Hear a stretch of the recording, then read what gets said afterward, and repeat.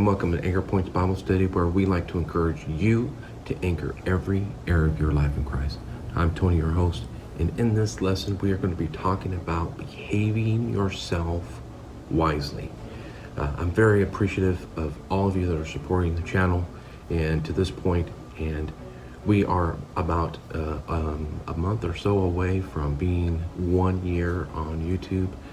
It's been great. If this is the first time you've been with us here, I appreciate you being here. Hit that subscribe button and that bell notification so you know when I present more content. So go ahead and hit those notifications. You can see how this all transpires.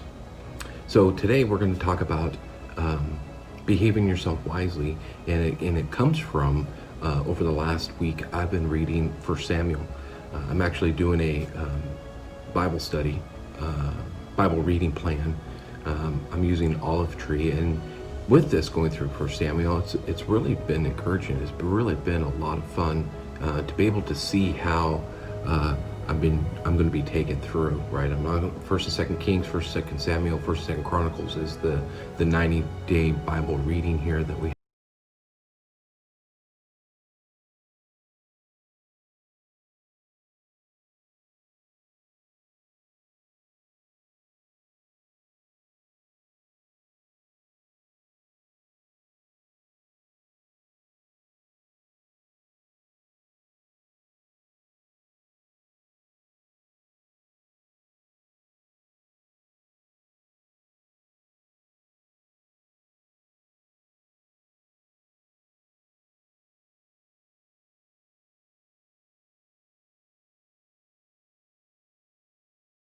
Israelites came to Samuel and said, hey, we want a king just like the rest of the nations, right? They're just like the rest of the nations. They want a king. And Samuel went to them and said, hey, you know, if you get a king, this is what's going to happen. You know, why can't God be your king? But fast forward a little bit, Samuel, God told Samuel to anoint Saul to be the first king. And so through that process, Saul did some things that didn't do things that God wanted him to do. And God removed Samuel. God told Samuel to remove Saul from the throne. He was no longer the anointed king of Israel. In fact, Samuel went to Jesse